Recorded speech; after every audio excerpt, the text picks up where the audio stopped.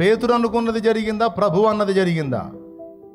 పేతురు ఏమనుకున్నాడు? నేను పాపాత్ముడను, ప్రభువా నన్ను విడిచిపో. ఇది పేతురు అనుకున్నది. ప్రభు అన్నది లేదు లేదు, నిన్ను మనుషులను బట్టు జాలరిని చేస్తారా,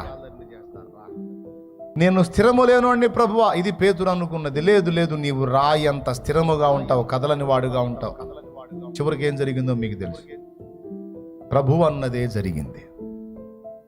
మొదటిసారి ఉపదేశం చేసినప్పుడు 3,000 మంది, మళ్ళా ఉపదేశం చేసినప్పుడు 5,000 మంది, 2 ప్రసంగములకే 8,000 ఆత్మలను సంపాదించిన ఘనత చరిత్ర పేతురుదే.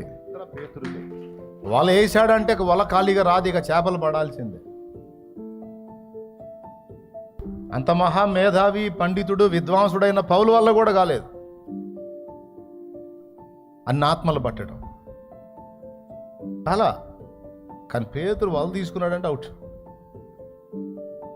బాప్తిస్మాలు ఇయ్యలేక సావాలా, అంతమంది వస్తారు. అంత శక్తి ఎలా వచ్చిందంటే ప్రభువు పలికిన మాటల యందు అతడు విశ్వాసం ఉంచాడు. అతడు విశ్వసించినట్లుగా ప్రభు ఆ మాటలు పలుకుతాడంతే. నేను కూడా అదే రిలీజ్ చేస్తా మీ మీద. ఎప్పుడు కూడా మీకు విడుదల వచ్చిద్ది, మీకు జయం వచ్చిద్ది, మీరు సంతోషించే రోజు వచ్చిద్ది, మీరు కూడా 10 మందికి ఇచ్చే రోజు వచ్చిద్ది, మీ తల ఎత్తబడే రోజు వచ్చిద్ది, మీరు కూడా దేవుని కొరకు వాడబడే ధన్యకరమైన రోజు వచ్చిద్ది, మీ బ్రతుకులు మీ కుటుంబాలు కూడా ఆశీర్వదించబడి వర్ధిల్లేటువంటి దినం వచ్చిద్దని ఎందుకు భౌతికంగాను ఆత్మీయంగాను కూడా మాట్లాడతాను. అదే విడుదల చేయమని దేవుడు చెప్పాడు గనక.